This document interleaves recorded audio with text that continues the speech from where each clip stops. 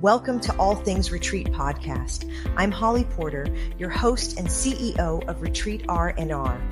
With over 25 years of experience in designing transformative retreats, I'm here to share insights and inspiration to help you create extraordinary experiences. Whether you're a pro or just starting out, you'll find valuable ideas here. Enjoy the ride. Let's dive in. Hi, everyone. Welcome to the show. Today, we have a guest, and her name's Cari Rickabaugh, and she has over 20 years of experience. She ignites profound personal evolution, blending her skills as massage therapist, master body worker, and trauma healing life coach. She helps clients achieve powerful life transformations. Her unique fusion of somatic techniques, energy work, and coaching, rooted in her own resilience, overcoming trauma and abuse, empowers emotional release, deep healing, and authentic self-discovery. Her extensive background, including work with clinics, chiropractors, and professional athletes, underscores her commitment to holistic well-being.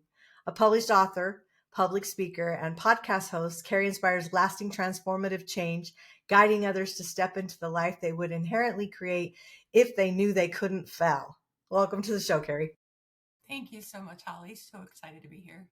Wouldn't life look so much different if we knew we couldn't fail? Incredibly. Like, it's amazing the fact that it's so hard to conceptualize that, like, as a society. So true. It's so true. I mean, if you take fear out of everything, because even the politics and the news and everything else, it's like that's what they instill in everybody, is that fear. Because if they keep us in fear, then we're stoppable. If we're out of fear, we're unstoppable, right? Yeah. We as a society, like, this was huge when I learned this. We've been taught to fear. And there's nothing wrong with being fearful. There's nothing wrong with failure. There's nothing wrong with these things that are wrong. Yeah. Because they're just a new space for you to learn and grow and step into and say, hey, what's different about this? Yeah, so true. Years ago, I was doing my certification for hypnosis, and fear of success and fear of failure, which are total opposites, kind of, they both came up for me. And it was like, yeah, that, like, I'm afraid to succeed, because what if I do? Then I'm more worried about failing than I am succeeding. And it's interesting how those beliefs just create so much chaos in our lives.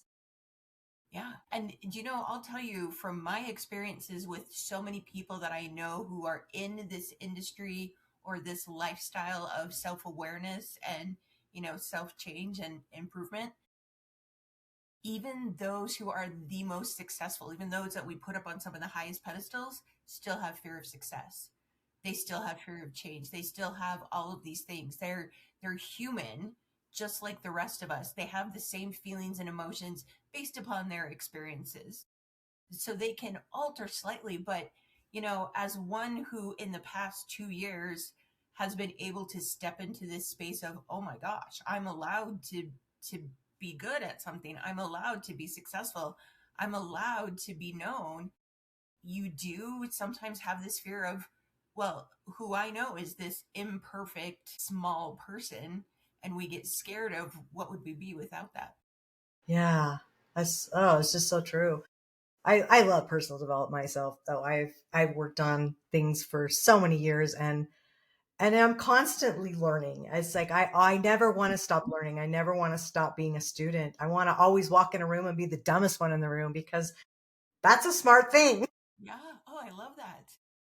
There's a coach named Steve Hardison that says a lot often. I mean, I know the man personally, and he will say a lot when we're talking. He's like, Cari, it's a mountain without a top. You don't ever get to that point where you're like, I know it all, or I'm healed, or I'm the best there is. There's always somewhere else to go. There's always something else to learn. And you just keep climbing throughout our lives. And if you think you get to the top, that's your ego. And you're going to have a harder time getting down. It's so true.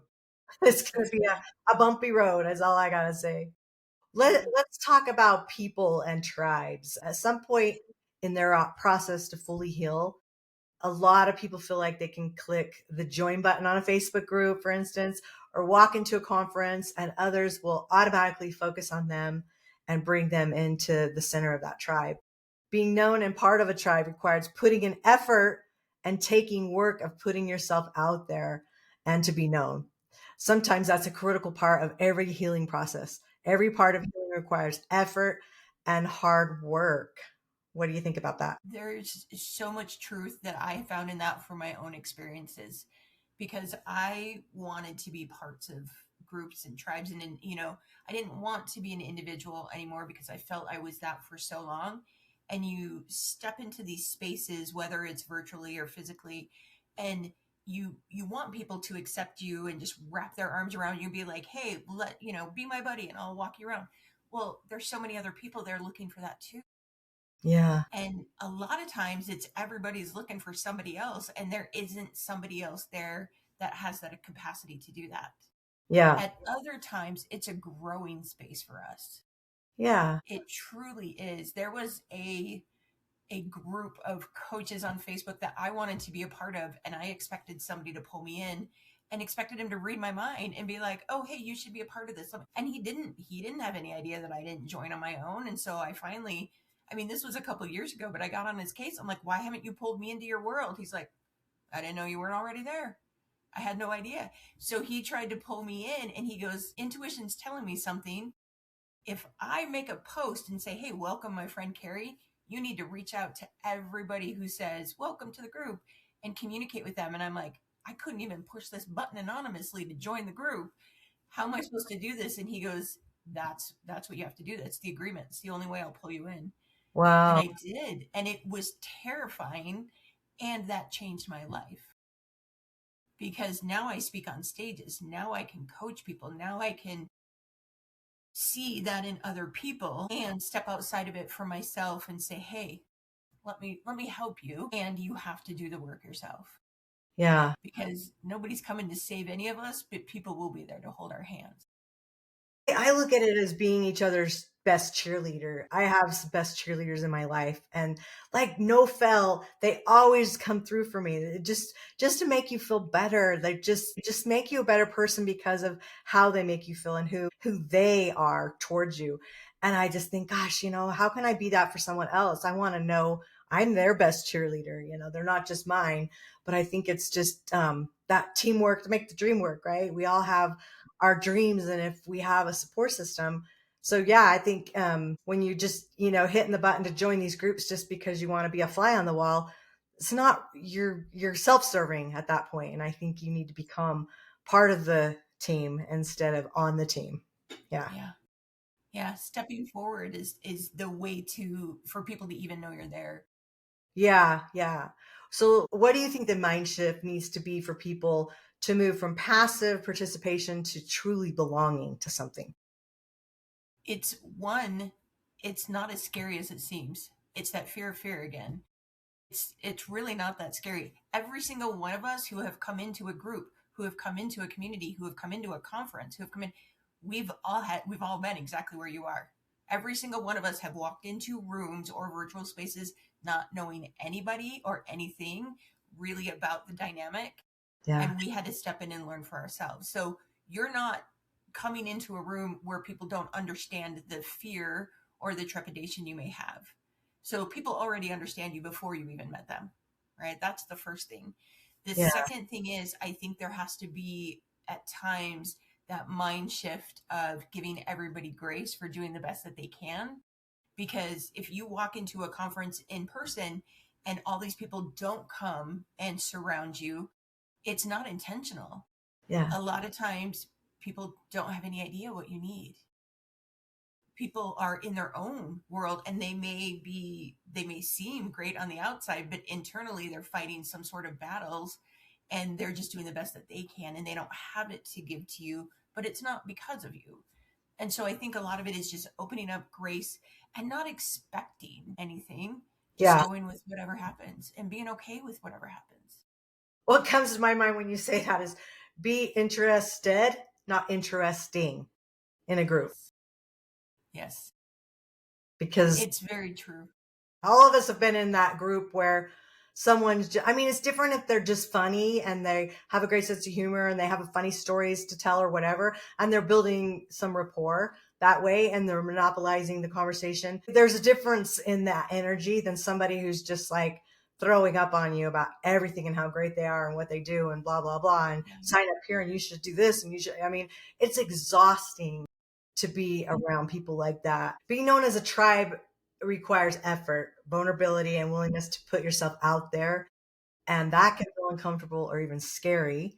So the question is, why do you think so many people resist this part of the process, even when they say they want healing or connection? It's unfamiliar. I know that this was the case for me. I would sit in my own misery knowing that I didn't want to be miserable anymore and knowing what the next step could be to be out of misery, but it was familiar to sit in that misery because I knew what to expect.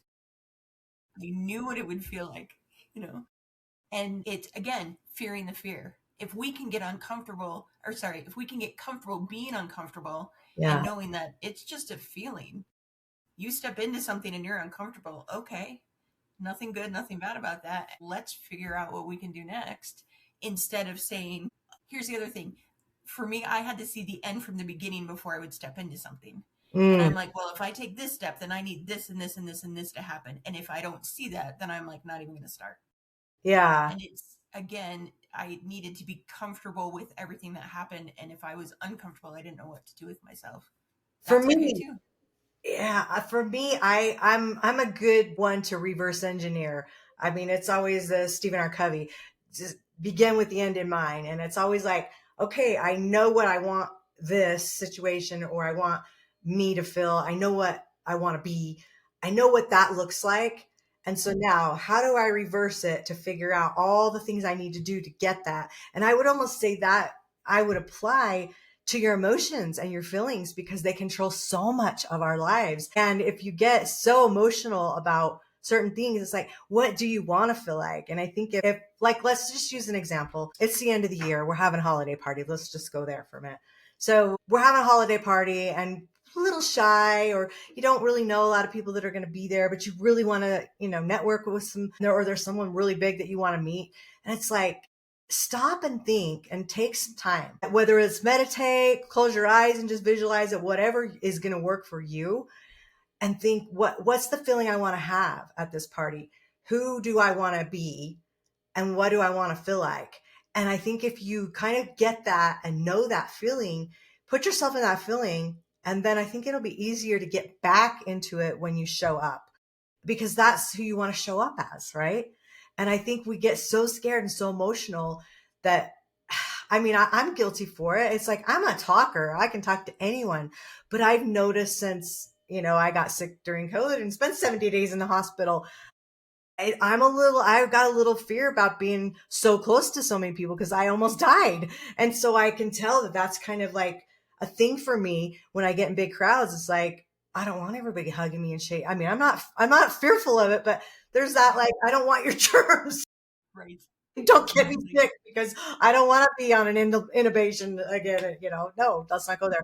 So I'm just saying it's a feeling for me. It's like, sit in that. And also I would say people that are newer speakers, that process will work for them as well. Like before you go on stage, even if you're in a bathroom stall. I found sometimes that's the most peaceful place I can be, no one's going to bug you in there, right? Right. Go sit on the toilet. If it's noisy, put on some headphones, listen to some meditation music, and just sit there for 5 minutes to give yourself that peace and tell yourself, what is the feeling I want? What is the energy that I want to bring to the stage when I'm going to go get on it, or, whatever, that room, whatever it is for you. I'm just trying to think of some examples that maybe you could put yourself in that'll move you past that, getting stuck in that emotional trauma, I'm going to call it, because it is, especially for introverts. And I've always been an extrovert. I'm a lot more introverted than I ever used to be. So that's different for me. And so I think you just have to meet people where they're at. And I don't know. What do you think of that? There were two things that came to mind when you said that. The first was 45 years of my life, I didn't know that I had a choice to feel or be however I wanted to be. And so I thought when I step into a room, I'm victim to whatever happens inside of me or outside of me.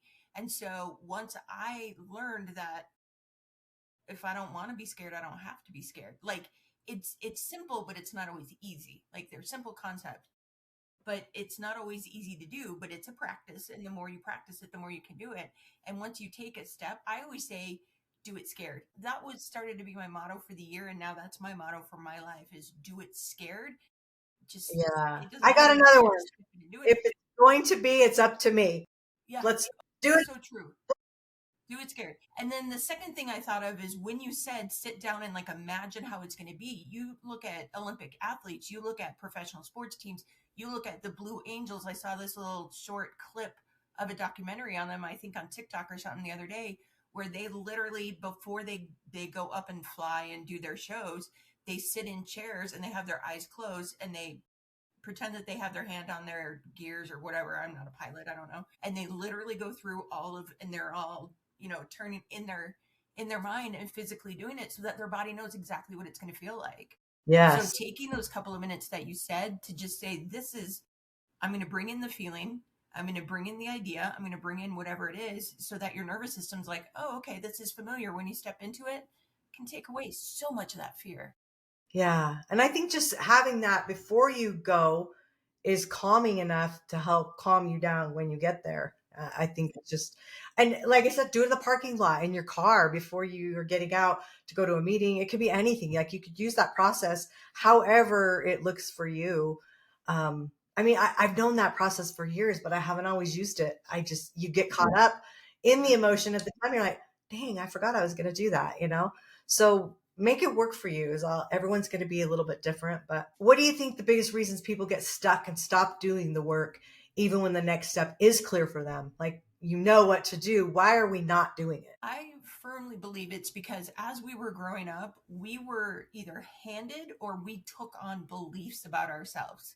Somebody could say you're clumsy, and for the rest of your life, that's part of your identity is you're clumsy or you're dumb or you're lazy or you're slow or whatever. Right. And I think so many times, and I have these that run through my head and I don't even realize they're running. They're dialogues that I have of you can't do this, Cari, or who do you think you are?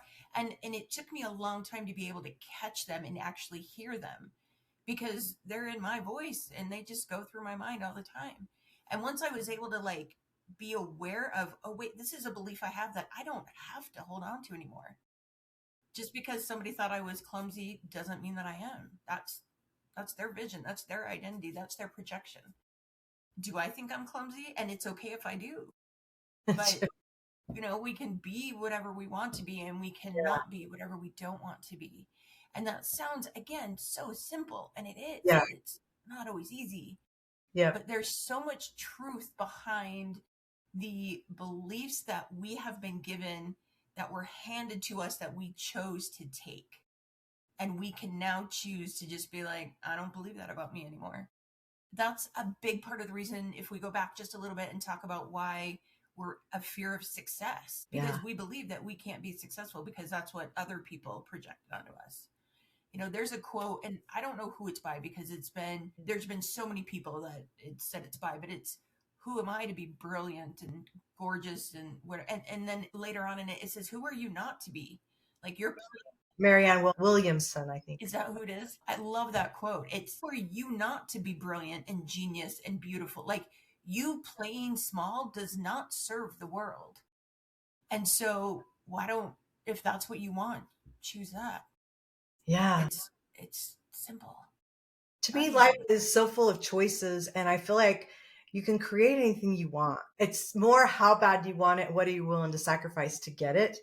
And I think it's that what stops people is those limiting beliefs. And I don't know. It's just if you're listening to this and it's speaking your language or it's not speaking your language, but you want it to be, like, dig in. I mean, go to AI and do some searching and find out what are some steps you can do to get rid of some of those belief systems. Because sometimes the first thing is just realizing you have them and just seeing, like, I feel like there's so much reprogramming that I've done since, my near death experience, because it changed everything for me.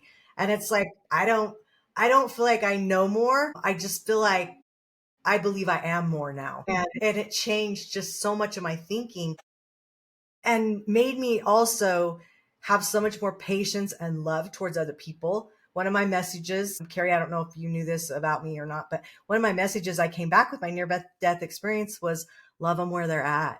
And I talk about it all the time when I'm a guest on podcasts because If you love people unconditionally, but love them where they're at, changes the energy around it a little bit. It takes the judgment away because you can't change that. And so you just love them anyway. And sometimes it can be the hardest thing to do. But if you can release that emotion around it, I would say let's flip that and make that first. Love yourself where you're at. And no, you might not like where you're at. Okay, so what are you going to do about it? How are you going to change that? And how are you going to shift that thinking around it?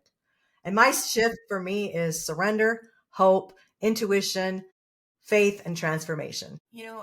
Growing up, I didn't know unconditional love was a real thing. I was taught that we used the words unconditional love, but it was basically us making a very grandiose gesture that other people could see that we were trying to love somebody who was harder to love, but we still put those conditions on, right?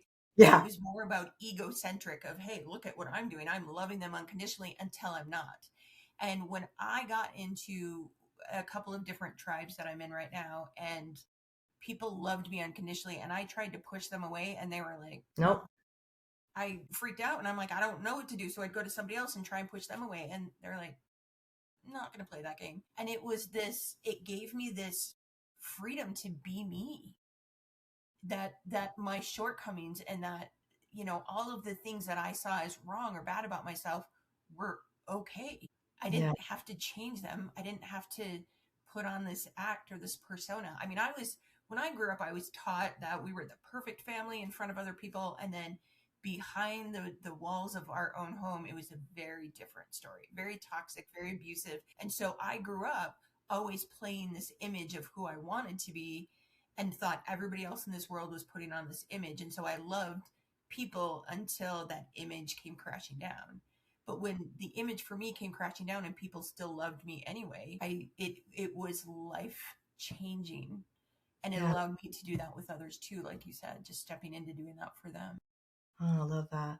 So my challenge, I guess we are done with the show for now, to be continued maybe at another time. But my challenge to people would be to figure out if you're thinking of someone, you're like, oh, I don't love them, or I don't want to love them, or whatever. Love them where they're at. Remember that piece. And then also think about how you can serve a person that maybe you don't feel like you love so much, and see how that will help shift the mindset around that. And I think when you do that, or make it a point to do that for yourself, put yourself first. We're almost at the beginning of a brand new year, and it's a great time to make those shifts and think how we can do things differently. But I love that. So thanks for sharing all that. That was a good conversation. I hope some people listening got some good nuggets out of that. I feel your heart, and I see you.